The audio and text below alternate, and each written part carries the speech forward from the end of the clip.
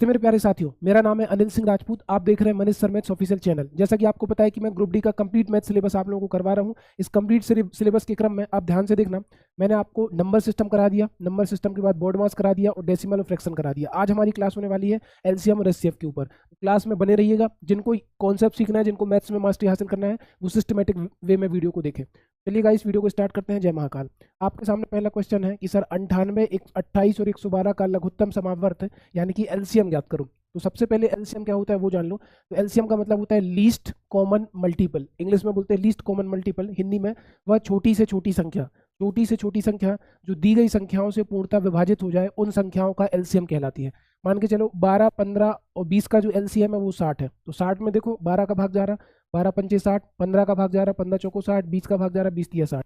तो वह छोटी से छोटी संख्या जो दी गई संख्याओं से पूर्णतः विभाजित हो जाए, वो उन संख्याओं का क्या कहलाती है? एलसीएम, है ना।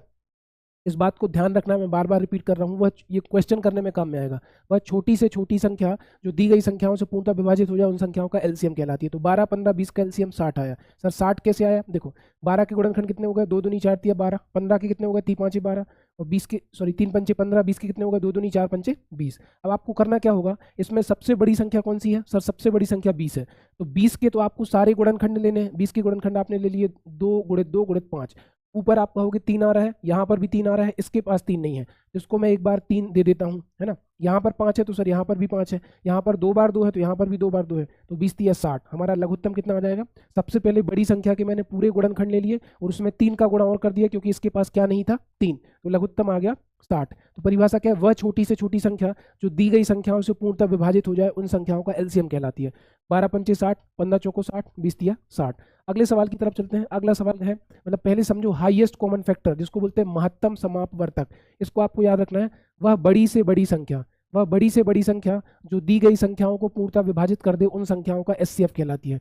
वह बड़ी से बड़ी संख्या जो दी गई संख्याओं को पूर्णतः विभाजित कर दे, उन संख्याओं का एचसीएफ कहलाती है। जैसे ध्यान से समझना, छोटी से छोटी संख्या मतलब एलसीएम और बड़ी से बड़ी संख्या मतलब एचसीएफ। और एचसीएफ वह संख्या होती है जो दी गई संख्याओं को विभाजित कर दे, और एलसीएम वह संख्या होती है जो दी गई संख्याओं से विभाजित हो जाए। ठीक है, तो याद रखना, इन ये क्वेश्चन आप मुझे एग्जाम में आया था कि 18, 54, 72 का एचसीएफ ज्ञात करो। तो याद रखना, महत्तम समावर्तक कभी भी सबसे छोटी संख्या से बड़ा नहीं हो सकता। 18, 54, 72 में सबसे छोटी संख्या क्या है? 18। तो आप कहोगे सर ना 54 हो सकता है, ना 108 हो सकता है, ना 36 हो सकता है। इसका आंसर बिना सॉल्व करे कितना आ गया? 18। क्योंकि महत्तम समावर्तक दी गई संख्याओं में सबसे छोटी संख्या से बड़ा नहीं होगा। या तो सबसे छोटी संख्या होगा या उसका कोई गुणनखंड होगा। जैसे मैंने 18 के फैक्टर निकाले तो 3 दर का 9, 9 दूनी 18। 54 के निकाले तो 3 दर का 9 तिया 27, 27 दूनी 54। 72 के निकाले तो 2 दूनी 4 दूनी 8 और 3 दर का 9, 8 नाम 72। तो देखो 2 एक बार आ रहा, गुणित 3 2 बार आ रहा, 2 एक बार आ रहा, 3 3 बार आ रहा, 2 3 बार आ रहा, 3 2 बार आ रहा। यहाँ पर मुझे कॉमन लेना है, हाईएस्ट कॉमन फैक्टर। तो आप कहोगे सर 2 यहाँ पर एक बार है, 2 यहाँ पर भी एक बार है, 2 यहाँ पर 3 बार है, लेकिन 2 कॉमन एक बार आएगा। तीनों के पास होना चाहिए, तो तीनों के पास 2 कम से कम कितनी बार है? सर एक बार है। 3 यहाँ पर 2 बार है, 3 यहाँ पर 3 बार है, 3 यहाँ पर 2 बार है। तीनों के पास 3 कितनी बार है? तीनों के पास 3 2 बार है। 2 की घात 1 गुणित 3 का वर्ग, 3 का वर्ग 9, 9 और 2 की घात 1, तो 9 दूनी 18। इस क्वेश्चन का आंसर आ गया। मैंने क्या बोला? महत्तम समावर्तक कभी भी दी गई संख्याओं में सबसे छोटी संख्या से बड़ा नहीं होगा। तो ऑप्शन आपने ऐसे ही एलिमिनेट कर लिए। इसका आंसर कितना आ गया? 18। एक तरीका और है, जैसे आपके सामने क्वेश्चन क्या थी? 18, 54 और 72, है ना। जो हमारा महत्तम समावर्तक होगा, एचसीएफ होगा, वो किन्हीं भी दो संख्याओं का अंतर भी हो सकता है। हमें वो 2 संख्याएं लेनी है जिनके बीच में अंतर सबसे कम हो। जैसे मैंने संख्या ली 72 और 54, इसका मुझे अंतर लेना है। 72 में से 54 घटाओ, ठीक है, तो 12 में से 4 गया 8, 6 में से 5 गया 1। तो 2 संख्याओं का अंतर भी उसका महत्तम समावर्तक हो सकता है। ये पॉइंट आपको याद रखना है कि 2 संख्याओं का जो सबसे कम अंतर होगा वही लेना है। जैसे 72 और 54 का सबसे कम अंतर कितना था? 18। 18 का भाग दो, 18 एकम 18 जा रहा है सर, 18 तिया 54, 18 चौको 72। तो एचसीएफ कितना हो जाएगा? तो किन्हीं भी 2 संख्याओं का अंतर उसका एचसीएफ हो सकता है। मान के चलो अगर अंतर नहीं हुआ, जैसे मैंने संख्या लिखी, देखना 49, 49 के बाद 63, है ना। 63 के बाद इसके बाद मैंने लिया 56, 56 नहीं लेते हैं, है ना। इसको हटाओ, 49, 63, है ना, 63, 7 नाम 63, 77, ठीक है, और 21। इस तरह की संख्याओं का मुझे एचसीएफ निकालना है ना। क्या निकालना है? एचसीएफ। तो मैंने क्या बोला? किन्हीं भी 2 संख्याओं का अंतर एचसीएफ हो सकता है। तो सबसे पहले आप किन्हीं भी 2 संख्याओं का अंतर लो। जैसे आप 63 में से 49 घटा दो, ठीक, घटा दो 63 में से 49, और अंतर हमें उन संख्याओं का लेना है जिसके बीच सबसे कम गैप हो। तो सर 3 में से 9 तो घटेगा नहीं, तो 3 को मैंने कह दिया 13, 13 में से 9 गया 4, 5 में से 4 गया 1, तो सर अंतर तो 14 आ गया। लेकिन 14 हमारा एचसीएफ तभी हो सकता है जब वो सबको विभाजित कर दे। तो 14 का भाग ना तो 21 में जाएगा, ना 63 में जाएगा, ना 49 में जाएगा, ना 77 में जाएगा। तो अब मैं 14 के गुणनखंड निकालूंगा, तो 14 के गुणनखंड होगा 7 दूनी 14।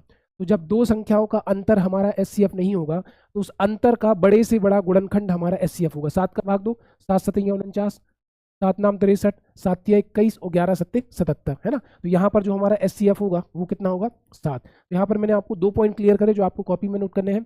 किन्हीं दो संख्याओं का अंतर हमारा एचसीएफ हो सकता है। इस ट्रिक को अभी मैं आगे के सवाल में लगाऊंगा। किन्हीं दो संख्याओं का अंतर हमारा महत्तम समावर्तक हो सकता है। मैं ये नहीं कह रहा कि होगा ही, लेकिन 90% केसेस में हो जाता है, हो सकता है। और अगर जब अंतर हमारा एचसीएफ नहीं होगा तो उस अंतर का बड़े से बड़ा गुणनखंड, उस अंतर का बड़े से बड़ा गुणनखंड हमारा क्या होगा एचसीएफ। बड़े से बड़ा गुणनखंड हमारा एचसीएफ होगा। जब 14 से काम नहीं बना तो फिर किससे काम बना, 7 से काम बना, है ना। तो इन दोनों चीजों को याद रखना है कि किन्हीं दो संख्याओं का अंतर हमारा एचसीएफ हो सकता है, और जब अंतर एचसीएफ नहीं होगा तो बड़े से बड़ा गुणनखंड हमारा एचसीएफ होगा। अब चलते हैं पहले सवाल की तरफ। पहला सवाल हमारा स्क्रीन पर क्या था, ये था, है ना। पहला सवाल ये था कि सर 98, 28 और 112 का एलसीएम निकालो। तो 98 के फैक्टर निकालो। तो 98 के फैक्टर, 98 को ऐसा तोड़ लो, 14 सत्ते 98, है ना। 14 सत्ते 98, तो ये हो गया 2 गुणित 7 गुणित 7, 7 दूनी 14, 14 सत्ते 98। 28 को मैं लिख सकता हूँ 4 सत्ते 28, 4 मतलब 2 दूनी 4 गुणित 7। और 112 को मैं क्या लिख सकता हूँ 16 सत्ते 112, तो 2 दूनी 4 दूनी 8 दूनी 16, 16 सत्ते 112। अब आप ध्यान से देखना, इन तीनों में बड़ी संख्या क्या है सर, इन तीनों में बड़ी संख्या 112 है। तो 112 के सारे गुणनखंड में ले लूंगा, क्योंकि बड़ी संख्या के मैंने पूरे गुणनखंड ले लिए, है ना। 2 दूनी 4 दूनी 8 दूनी 16 सत्ते 112। अब आप ये बताओ सर 2 यहाँ पर 1 बार है, 2 यहाँ पर 2 बार है, सर 2 यहाँ पर 4 बार है, तो 2 तो हमें लेना नहीं है। 7 यहाँ पर 2 बार है, यहाँ पर 1 बार है, यहाँ पर 1 बार है, तो 7 इसके पास एक्स्ट्रा आ रहा है, तो इसको 7 और दे दो तो आपका आंसर आ जाएगा। क्योंकि 7 यहाँ पर 1 बार था और ऊपर 7 कितनी बार आ रहा है 2 बार, तो एक बार 7 का गुणा और कर देंगे, तो 112 में 7 का गुणा होगा तो आपका एलसीएम आ गया। 7 दूनी 14 की 4 हासिल 1, 11 सत्ते 77 और 1 78, 784 आपका एलसीएम होगा। कुछ लोग इस तरीके से नहीं कर पाते, तो कुछ लोग फिर 98 के बाद है आपका 28, है ना, क्या है आपकी, कुछ लोग इस तरीके से नहीं कर पाते तो फिर इस तरीके से करेंगे। देखो 98 28 112, ठीक। तो करने का तरीका क्या है, ध्यान से देखो। सबसे पहले छोटी संख्या का भाग दिया जाता है, 2 का भाग देंगे, तो 2 का भाग दो, 2 चौको 8, 2 इनाम 18, 2 एकम 2, 2 चौको 12, 2 पंची 10, 2 छिंग 12, फिर 2 का भाग दो।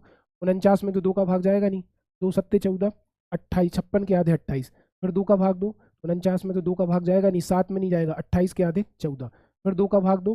तो 49 में 2 का भाग जाएगा नहीं, 7 में जाएगा नहीं, 2 सत्ते 14, 7 का भाग दो, तो 7 सतैया 49, 7 एकम 7, 7 एकम 7, तो देखो 2 दूनी 4 दूनी 8 दूनी 16 सत्ते 112, और 112 सत्ते कितना आ गया 784। अगर कोई इस तरीके से नहीं कर पाए तो इस तरीके से करो, किसी भी तरीके से हमें एलसीएम निकालते आना चाहिए, है ना।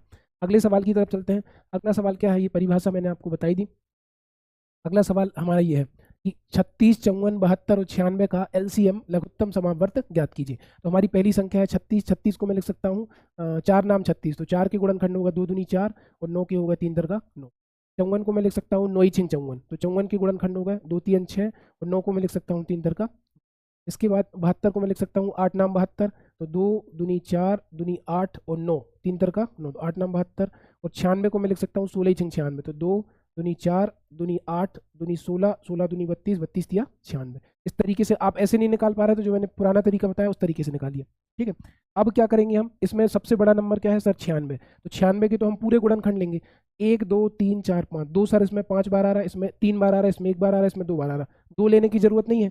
लेकिन अगर मैं 3 की बात करूं तो सर 3 इसमें 3 बार आ रहा, इसमें 2 बार आ रहा और इसमें 2 बार आ रहा, और यहाँ पर केवल 3 एक बार है, तो 3 जब एक बार है तो 2 बार 3 और लेंगे, यानी कि इसमें 3 गुणे 3 का गुणा और करेंगे, तो 3 दर का 9। तो 96 में आप 9 का गुणा करोगे तो आपका आंसर आएगा, 96 में 9 का गुणा करो तो 9 छिंग 54 की 4 हासिल 5, 9 नाम 81 और 5 86, 864 इसका आंसर आएगा, है ना। इस तरीके से आपको करना है। एक क्वेश्चन और ले लेते हैं, 24 42 56 का एलसीएम याद करो। तो 24 के फैक्टर क्या होगा, 24 के फैक्टर होगा 2 दूनी 4 दूनी 8 तिया 24। 42 के फैक्टर होगा 14 ती 42, है ना, तो 2 3 6 और 6 7 42। और 56 के फैक्टर होगा 8 7 56, 2 दूनी 4 दूनी 8 8 7 56, इस तरीके से ब्रेक कर दिया। इनमें सबसे बड़ा नंबर क्या है 56, तो सबसे पहले मैंने 56 के सारे फैक्टर ले लिए। 56 के सारे फैक्टर लेने के बाद मैं क्या करूंगा कि ये देखूंगा कि इसके पास कौन सा गुणनखंड नहीं है। तो सर 2 यहाँ पर 3 बार है, यहाँ पर भी 3 बार है, यहाँ पर 1 बार, कोई दिक्कत नहीं। 7 यहाँ पर 1 बार है, यहाँ पर 1 बार है, लेकिन इसके पास 3 है, इसके पास 3 है, यहाँ पर 3 नहीं है, तो इसमें मैं 3 का क्या कर दूंगा गुणा। तो 56 में 3 का गुणा करो तो आपको आंसर आएगा 56 गुणे 3, तो 6 तिया 18 की 8, हासिल 1 5 तिया 15 और 1 16, 168।